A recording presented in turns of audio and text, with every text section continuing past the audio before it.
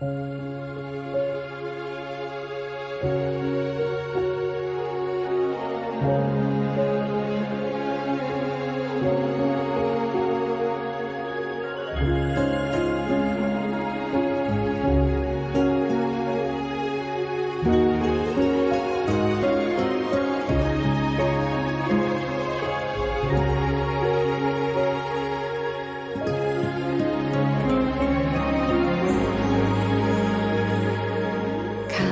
nanti badai kan datang,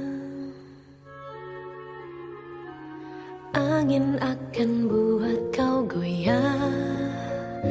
Maafkan, hidup memang ingin kau lebih kuat. Andaikan saat itu datang, kami tak ada menemani.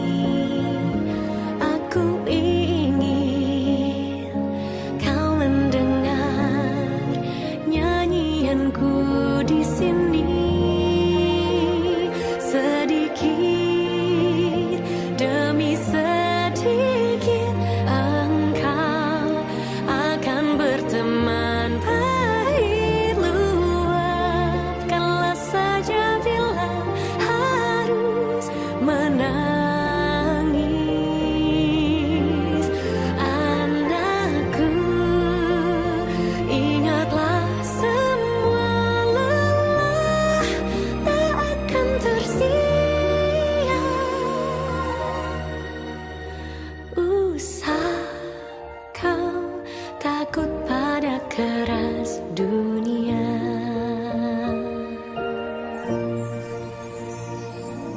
Akhirnya takkan ada akhir. Doaku agar kau selalu arungi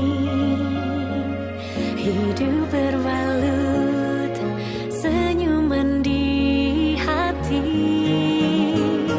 Doaku agar kau selalu ingat bahagia, meski kadang hidup tak baik saja.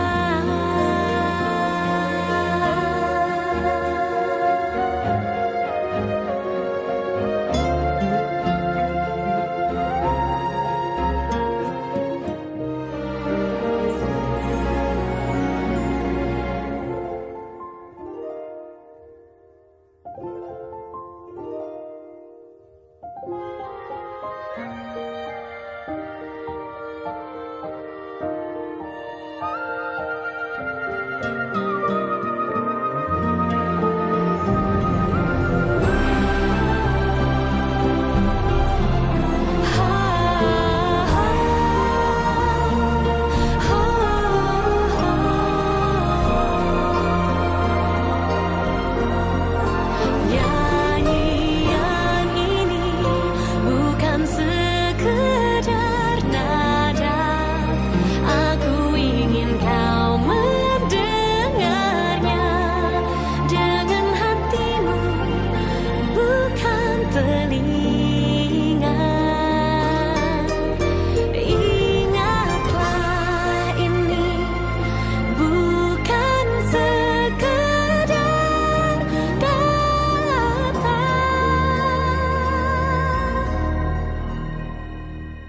Maksudnya kelak akan menjadi makna ungkapan cintaku dari hati.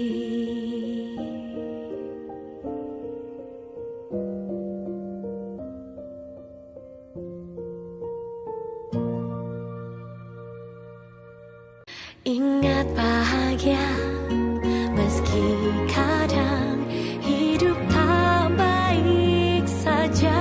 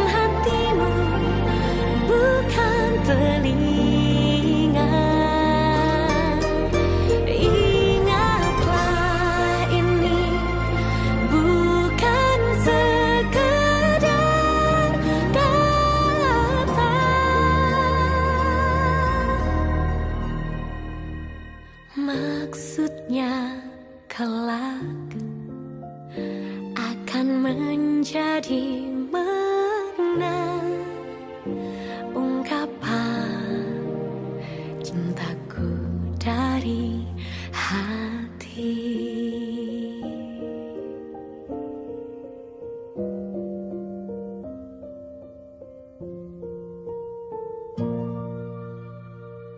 Awal berdirinya pendidikan kedokteran di Indonesia ini ada kaitannya dengan pemberantasan berbagai penyakit menular, tipes, kolera, disentri, dan lain-lain yang tersebar di daerah Banyumas dan Purwokerto pada 1847. Wabah penyakit tersebut tidak dapat diberantas oleh tenaga medis pemerintahan Hindia Belanda yang jumlahnya terbatas. Begitu juga dengan cara pengobatan yang telah ada pada waktu itu, tradisional. Pengetahuan masyarakat pribumi tentang pengobatan dan kedokteran di masa itu sangatlah minim. Mereka hanya berharap kepada para dukun yang saat itu mereka percayai akan mampu menyembuhkan semua jenis penyakit yang mereka derita. Sehingga ada usul dari Kepala Jawatan Kesehatan waktu itu, Dr. W. Bosch, untuk mendidik beberapa anak bumi putra untuk menjadi dokter pribumi dan vaksinator atau mantri cacar. Selesai pendidikan, mereka harus bersedia masuk dinas pemerintahan sebagai mantri cacar. Stovia merupakan penyempurnaan dari sistem pendidikan kedokteran Sekolah Dokter Jawa yang didirikan pada tahun 1851 di Rumah Sakit Militer Weltevrede, sekarang Rumah Sakit Pusat Angkatan Darat Gatot Subroto. Sekolah Dokter Jawa menempati salah satu bangunan yang ada dalam rumah sakit militer, karena pengajarnya merangkap sebagai dokter di rumah sakit tersebut.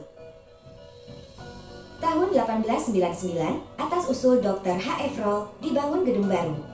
Pembangunan gedung ini mendapatkan bantuan dari 3 orang pengusaha Belanda dari Delhi, yaitu P.W. Jansen, Jan Jens, dan H.C. van den Honert. Pada 1 Maret 1902, gedung baru tersebut mulai resmi digunakan untuk Stovia, School tot Opleiding van Inlandse Artsen, yaitu Sekolah Kedokteran Bumi Putra. Munculnya Stovia menandai berakhirnya Sekolah Dokter Jawa. Tanggal 1 Maret 1902, gedung tersebut secara resmi digunakan untuk pendidikan kedokteran dan asrama yang dilengkapi dengan berbagai macam fasilitas yang dibutuhkan oleh penghuninya. Gedung baru tersebut menjadi tempat belajar dan tempat tinggal yang menyenangkan karena lingkungan sekitar gedung sangat asri. Halaman gedung dipenuhi hamparan rumput diselingi dengan taman-taman yang indah. Pemanfaatan gedung baru menandai terjadinya perubahan dalam sistem pendidikan kedokteran di Hindia Belanda. Sekolah Dokter Jawa diganti menjadi School tot Opleiding van Inlandse Artsen atau Stovia atau Sekolah Dokter Bumi Putra dengan masa pendidikan 9 tahun. Kurikulum pendidikan di Stovia disesuaikan dengan School voor Officieren van Gezondheid di Utrecht, sehingga lulusan Stovia diharapkan sama dengan lulusan sekolah serupa di Eropa. Ini lebih maju ya? Pelajar Stovia yang sudah menyelesaikan pendidikannya mendapatkan gelar Inlandsarts atau Dokter Bumi Putra. Mereka diangkat menjadi pegawai pemerintah dan ditempatkan di daerah-daerah terpencil untuk mengatasi berbagai macam penyakit menular. Dokter-dokter muda ini akan dibekali dengan tas kulit yang berisi alat-alat kedokteran dan uang saku untuk perjalanan menuju lokasi tugas. Tanah yang digunakan untuk membangun gedung Stovia berbentuk persegi panjang yang tidak sempurna. Bangunan di bagian timur dimanfaatkan untuk kantor direktur, kantor dewan pengajar, tata usaha, poliklinik, dan ruang kelas. Bangunan di bagian utara, barat, dan selatan dimanfaatkan sebagai asrama yang dilengkapi dengan kamar mandi. Pada bagian tengah halaman, terdapat 3 bangunan yang dimanfaatkan untuk praktek fisika dan kimia, kegiatan senam atau gimnastik, dan ruang rekreasi. Stovia menjadi lembaga pendidikan pertama yang menjadi tempat berkumpulnya para pelajar dari berbagai wilayah karena pemerintah memberi kesempatan yang sama untuk menjadi pelajar Stovia kepada semua anak bumi putra yang memenuhi syarat. Pelajar Stovia umumnya memiliki kecerdasan yang cukup tinggi karena persyaratan untuk masuk menjadi pelajar Stovia harus melalui proses yang sangat ketat dan selektif. Seiring dengan perkembangan zaman, gedung Stovia dianggap tidak representatif lagi untuk dijadikan sebagai tempat pendidikan dokter. Karena itu, pemerintah Hindia Belanda membangun gedung baru di Salemba yang bernama Centrale Burgerlijke Ziekeninrichting. Sekarang menjadi Rumah Sakit Cipto Mangunkusumo dan sebagian lagi menjadi Fakultas Kedokteran Universitas Indonesia. Gedung tersebut menjadi tempat pendidikan kedokteran merangkap rumah sakit. Peralatan kedokteran yang ada di dalamnya sama dengan yang ada di Eropa. kedokteran itu kuat banget ya. Iya. Mulai bulan Juli 1920, kegiatan pendidikan Stovia pindah ke gedung baru di Salemba. Kepindahan pendidikan Stovia ke gedung baru tidak dilakukan sekaligus, namun dilakukan secara bertahap. Pelajar Stovia diberikan kebebasan untuk memilih tempat tinggal di asrama Stovia atau kos di rumah penduduk yang ada di daerah sekitar Salemba. Tahun 1926, gedung Stovia tidak lagi dimanfaatkan untuk kegiatan pendidikan kedokteran. Semua aktivitas pendidikan kedokteran dipindahkan ke Salemba, termasuk asrama para pelajarnya.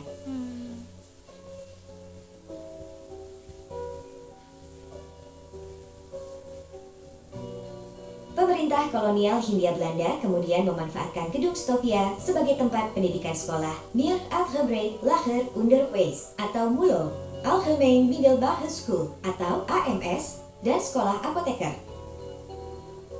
Pada masa pendudukan tentara Jepang tahun 1942 sampai 1945, gedung ex Stovia ini oleh pihak Jepang digunakan sebagai tempat penampungan bekas tentara Belanda